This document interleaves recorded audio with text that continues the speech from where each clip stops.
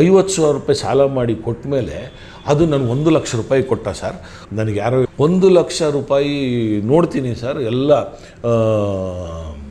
Original ನೋಟ್ಗೆ ತಲೆಗೊಡ್ದಂಥ ನೋಟುಗಳು ಇತ್ತು sir. ತಗೊಂಡು ಸ್ವಲ್ಪ ದೂರ ಹೋಗ್ಬೇಕಾದ್ರೆ ಒಂದು ಪೊಲೀಸ್ ಜೀಪ್ ಬಂದ್ಬಿಟ್ಟು ಹಿಡ್ಕೊಂಬಿಟ್ಟು ನೀನೇನು ಬ್ಯಾಗಲ್ಲಿ ಏನು ತೊಗೊಂಡು ಹೋಗ್ತಿದ್ದೆ ಚೆಕ್ ಮಾಡಿದ್ರು. ಚೆಕ್ ಮಾಡಿದಾಗ ಇದು ಕೋಟಾ ನೋಟು ನಿನಗೆ ಹೆಂಗೆ ಬಂತು, ಯಾರು ಕೊಟ್ಟಿದ್ದು ಅಂತ ನನಗೆ ಹೇಳಿದ್ರು. ಈ ಕೋಟಾ ನೋಟು ಮಾಡ್ತಾನೆ ಈ ಬಾಕಳೆ, ಈ ಹುಡುಗನ ಅಜ್ಜ ಕೋಟಾ ನೋಟ್ ಮಾಡ್ತಾನೆ ಬಾಕಳೆ ಅಂತ. ಅದಾಗಬೇಕಾದ್ರೆ ನಾನು ಗಾಬರಿ ಬೀಳಬೇಕಾಗಿತ್ತು, ಇವನು ಗಾಬರಿ ಬೀಳ್ತಾನೆ. ನಾನು ಏನ್ರಿ ಗದಗೇನ್ರಿ ನೀವು ಅಂದೆ. ಅಲ್ರಿ ನಾವು ಗದಗಲ್ರಿ, ಬೆಂಗಳೂರಿನ ನಾವು. ನಾನು ತನಿಖೆಯ ಪ್ಲ್ಯಾನ್ ಮಾಡಿರೋ ಲೀಡರು, ಅವನು ಅಪಹರಣಕಾರ ಲೀಡ್ರು. ಒಂದು ಅಂದ್ಕೊಳ್ತಾ ಇದ್ದೀನಿ, ನಾನು ಕೂತಿರೋ ಬಸ್ ಸ್ಟ್ಯಾಂಡಲ್ಲಿ ಅದೇ ಬೆಂಚಲ್ಲಿ ಕೂತಿರೋನೊಬ್ಬ ಅಂತೇಳಿ ಸ್ವಲ್ಪ ಗಾಬರಿ ಬಿದ್ದ. ಅದನ್ನು ನೋಡ್ತಾ ಆ ಕಡೆನೇ ನೋಡ್ತಾ ಇದ್ದ ಅವನು.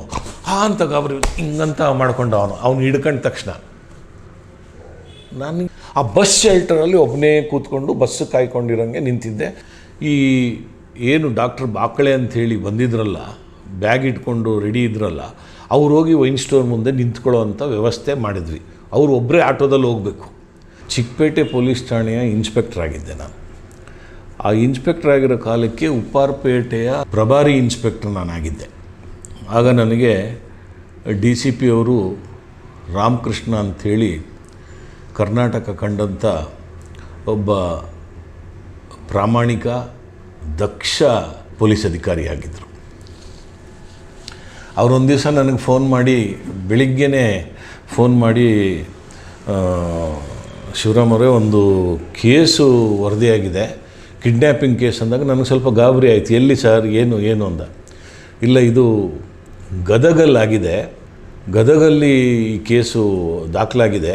ಶಾಲೆಗೆ ಹೋಗೋ ಮಗುವನ್ನು ಯಾರೋ ಅಪಹರಿಸ್ಬಿಟ್ಟಿದ್ದಾರೆ. ಅದು ಅಪಹರಣ ಆಗಿ 4-5 ದಿನ ಆಗಿದೆ.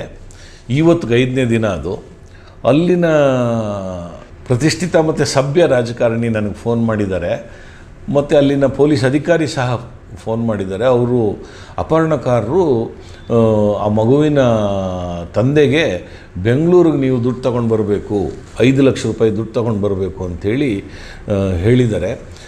ಇದು ಬೆಂಗಳೂರಿಗೆ ಆನಂದರಾವ್ ಸರ್ಕಲಲ್ಲಿ ಇಂಥ ಹೋಟ್ಲಲ್ಲಿ ಇಳ್ಕೋಬೇಕು ಅಂತಲೂ ಹೇಳಿದ್ದಾರೆ.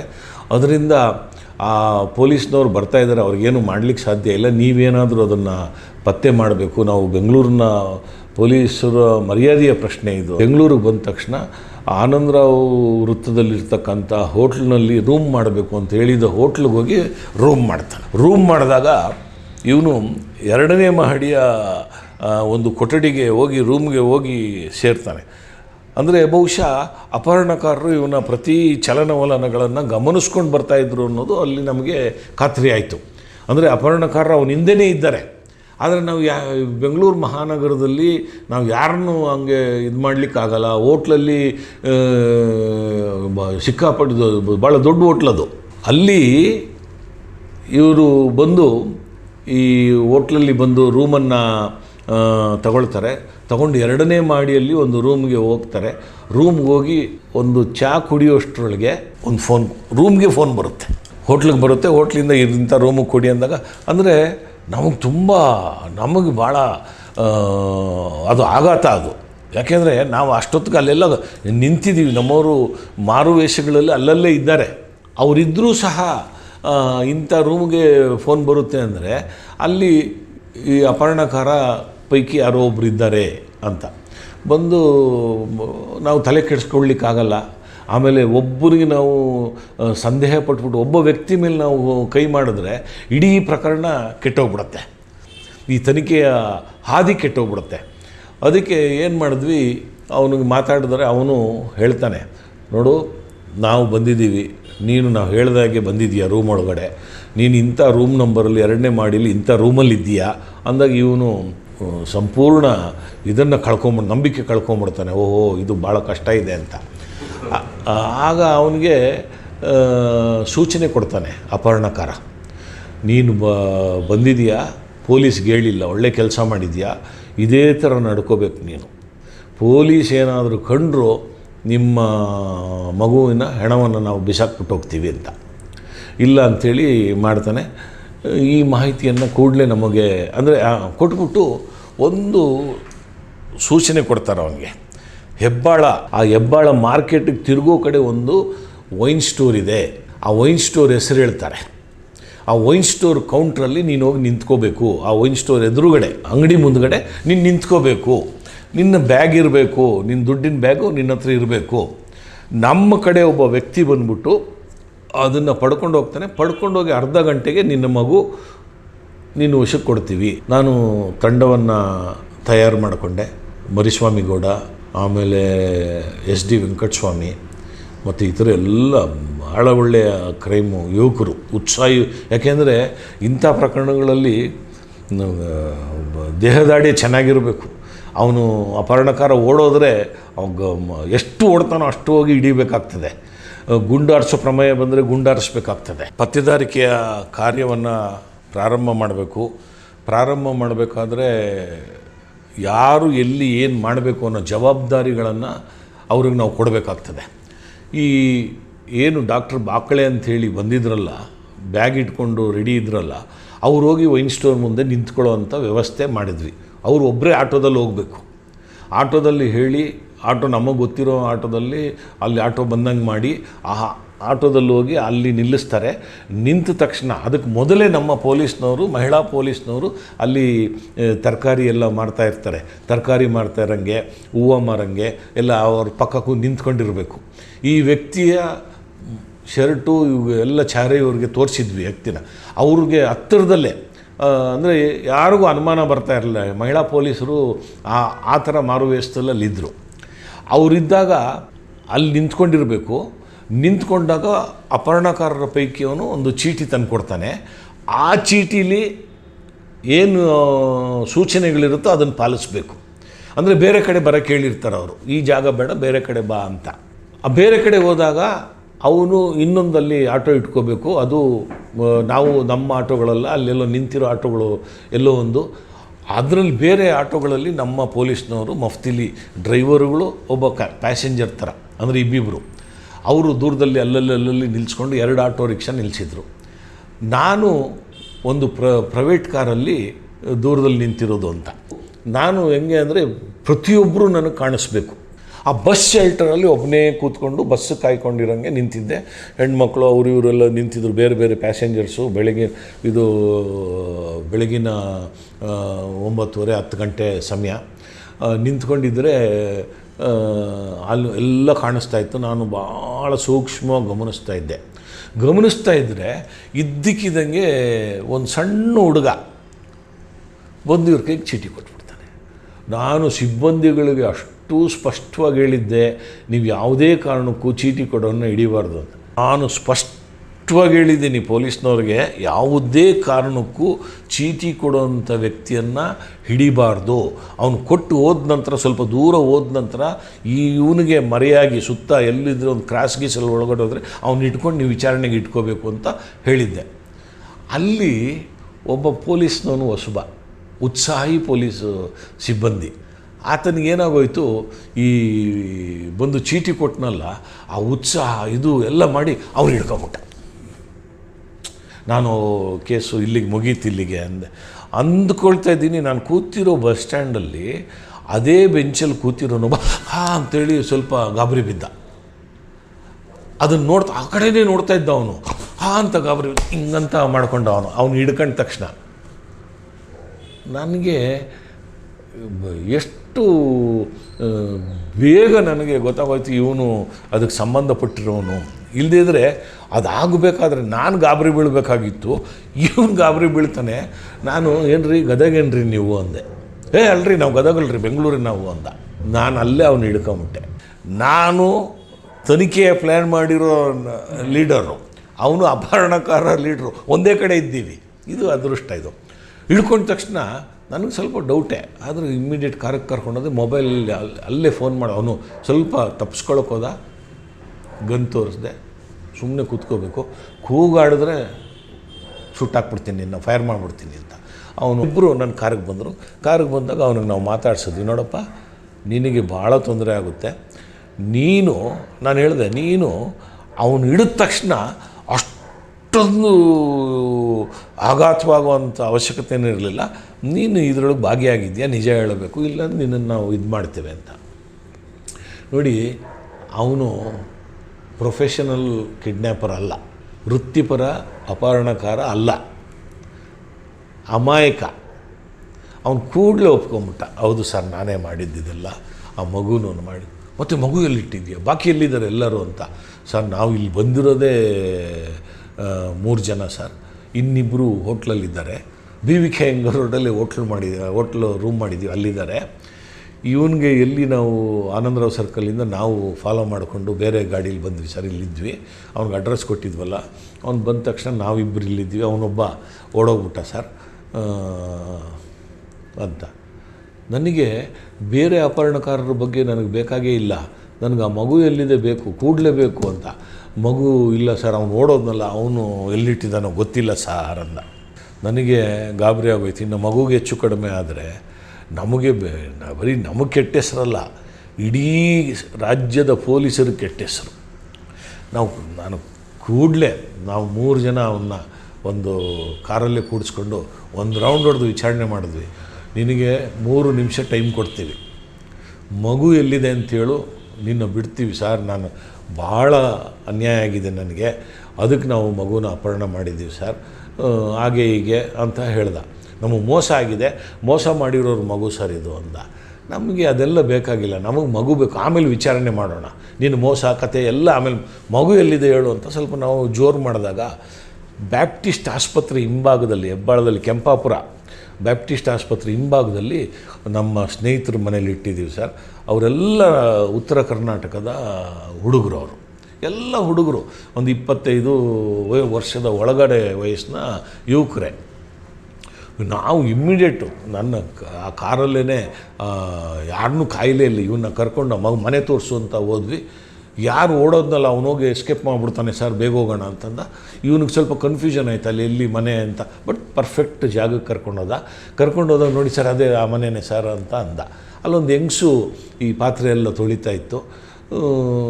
ತುಂಬ ಬಡವರ್ಗದ ಜನ ವಾಸ ಮಾಡ್ತಾ ಇದ್ದಿದ್ದಂಥ ಪ್ರದೇಶ ಅದು.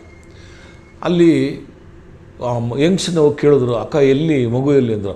ಏನಪ್ಪ ನೀವು, ಆ ಮಗು ಅಳ್ತಾನೆ ಇದೆ, ಏನು ತಿಂತಾನೇ ಇಲ್ಲ, ನೀವು ಸುಮ್ಮನೆ ತಂದು ಎಲ್ಲ ಮಾಡಿ ನನ್ನ ಗಂಡನಿಗೆಲ್ಲ ತೊಂದರೆ ಕೊಡ್ತಾ ಇದ್ದೀರಾ ಅಂತ. ನಾವು ಕೂಡಲೇ ಹೆಂಗ್ಸ್ಗೆ ಹೇಳಿದ್ವಿ, ನಾವು ಪೊಲೀಸ್ನವ್ರು ಬಂದಿದ್ದೀವಿ, ನಾವು ಇಂತಿಂಥವ್ರು ಪೊಲೀಸ್ನವರು ಅಂದಾಗ ಆಕೆ ಭಯ ಬಿದ್ದೋಗ್ಬಿಟ್ರು, ಒಂಥರ ಕುಸಿದು ಬಿದ್ದೋಗ್ಬಿಡ್ತು. ಸರ್ ಮಗು ಒಳಗಡೆ ಇದೆ ಸರ್. ಒಳಗಡೆ ಹೋಗಿ ನೋಡ್ತೀವಿ, ಆ ಮಗು ಶಾಲಾ ಸಮವಸ್ತ್ರದಲ್ಲೇ ಇದೆ, ಅಳ್ತಾನೇ ಇದೆ. ಬಿಸ್ಕಟ್ ಕೊಟ್ಟಿದ್ದಾರೆ, ಬಿಸ್ಕಟ್ ತಿನ್ನುತ್ತೆ, ಅಳುತ್ತೆ, ಮಮ್ಮ ಅಂತ ಅಳುತ್ತೆ. ಅಪ್ಪ ಯಾವುದೇನೋ ಅವರ ಇದು. ಆಮೇಲೆ ಆ ಮಗುನೆಲ್ಲ ನಾವು ಮೊದಲಿಗೆ ತಗೊಂಡ್ವಿ, ನಮ್ಮ ಮಹಿಳಾ ಪೊಲೀಸ್ನವ್ರಿಗೆ ಎಲ್ಲ ರೆಡಿ ಇರೋಕ್ಕೆ ಮಹಿಳಾ ಪೊಲೀಸ್ನವ್ರು ಕೊಟ್ಟು ಸಮಾಧಾನ ಮಾಡಿಕೊಂಡು ಮಗುನ ಕರ್ಕೊಂಡು ಅವನಿಗೆ ನೀವು ಪೊಲೀಸ್ ಸ್ಟೇಷನ್ಗೆ ಕರ್ಕೊಂಬನ್ನಿ ಅಂತ ಇವ್ರನ್ನ ನಾವು ಹಿಡಿದ್ವಿ. ವಿಚಾರ ಮಾಡ್ಕೋಬೇಕಲ್ಲ ಏನೇನಾಯಿತು ಅಂತ. ಆ ಪೊಲೀಸ್ನವ್ರಿದ್ದರು, ಅವ್ರ ಪೊಲೀಸ್ನವ್ರನ್ನ ನಾವು ಕರ್ಕೊಂಡೋಗೇ ಇರಲಿಲ್ಲ. ಗದಗ ಪೊಲೀಸ್ನವರು ಅವನ ಜೊತೆ ಬಂದಿದ್ದರು, ಅವ್ನು ಹೋಟ್ಲಲ್ಲಿ ಇಟ್ಟು. ಅವ್ರಿಗೆ ಆಶ್ಚರ್ಯ, ಪೊಲೀಸ್ನಲ್ಲಿ ಇಷ್ಟು ಬೇಗ ಪತ್ತೆ ಮಾಡಿಬಿಡ್ತಾರ ಅಂತ.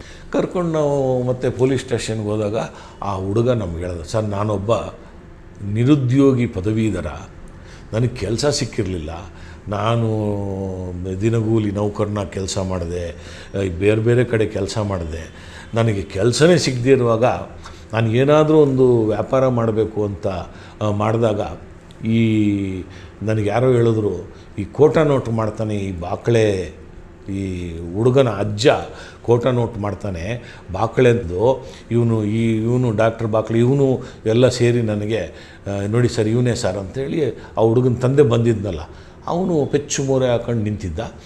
ಮಗು ಸಿಕ್ಕಿದ್ದ, ಅವನು ತೃಪ್ತಿ, ಮಗುನ ತಬ್ಬಿ ಅಳಕ್ಕೆ ಶುರು ಮಾಡ್ದ.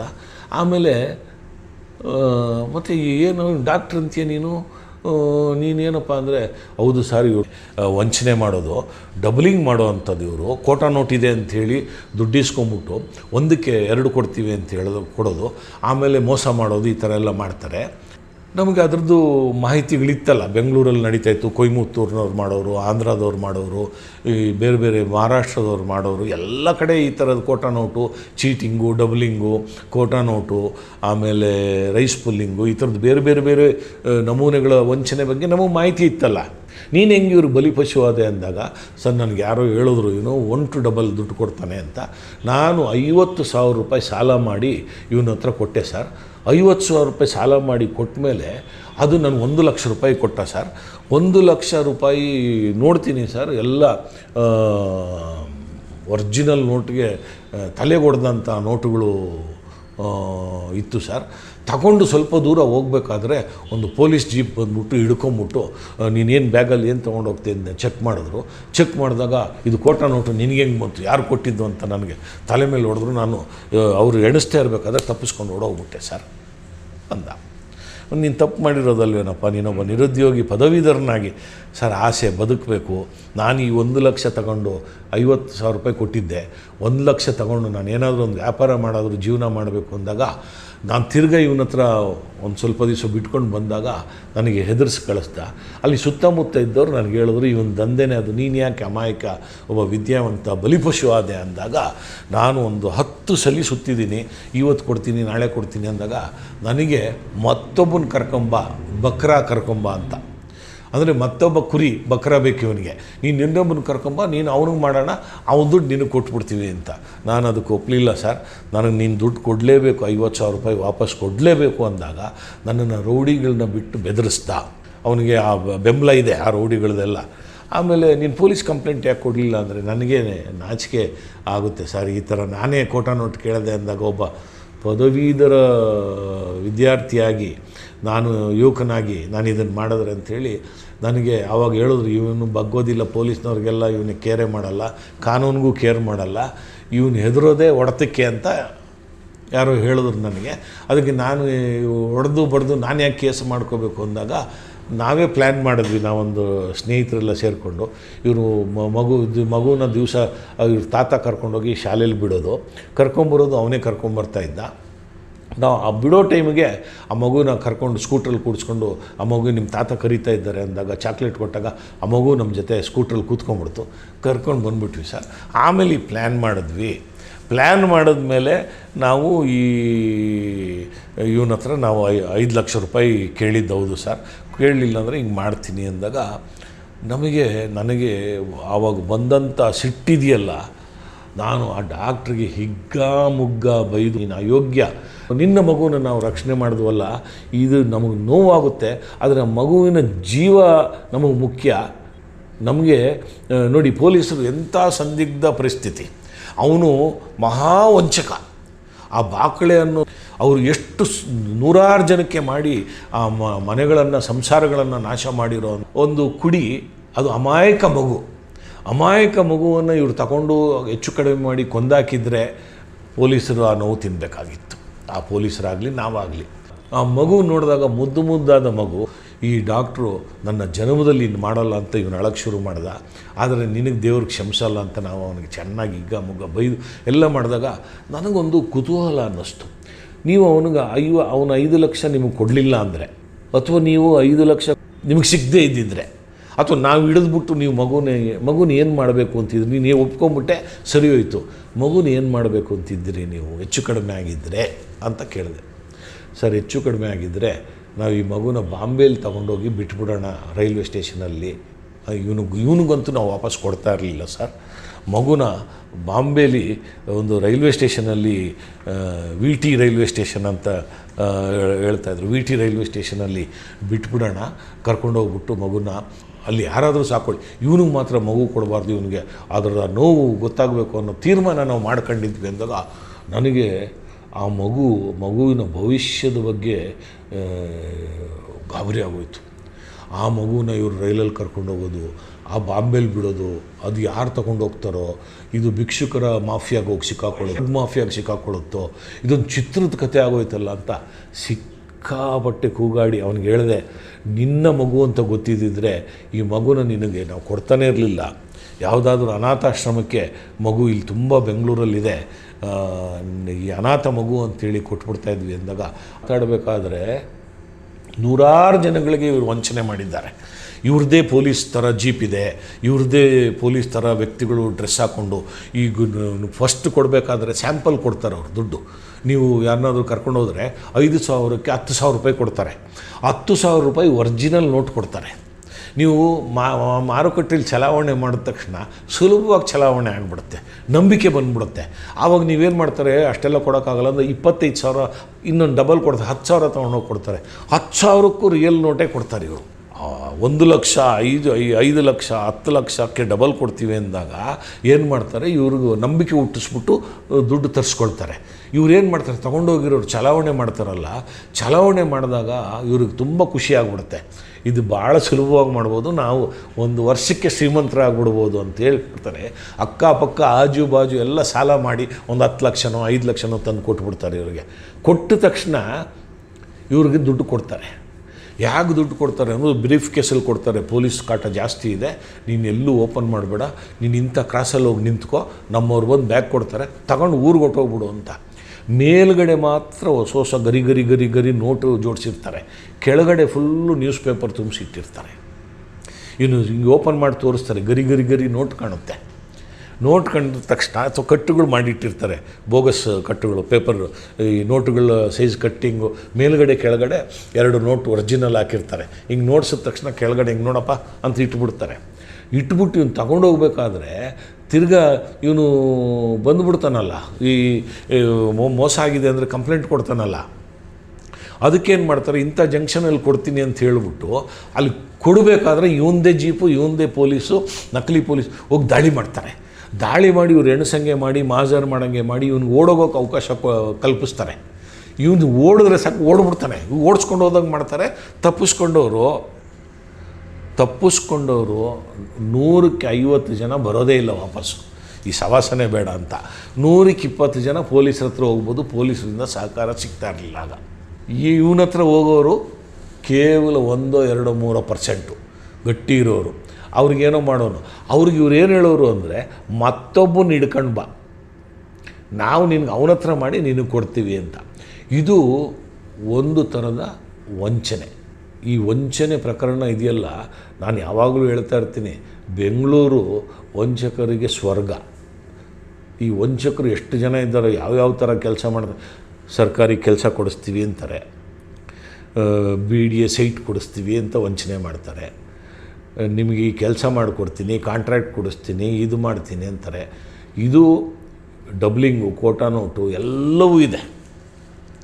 ಈ ಪತ್ತೆದಾರಿಕೆ ಅನ್ನೋದು ಇದೆಯಲ್ಲ, ಇದಕ್ಕೆ ಬಹಳ ತಾಳ್ಮೆ ಬೇಕು.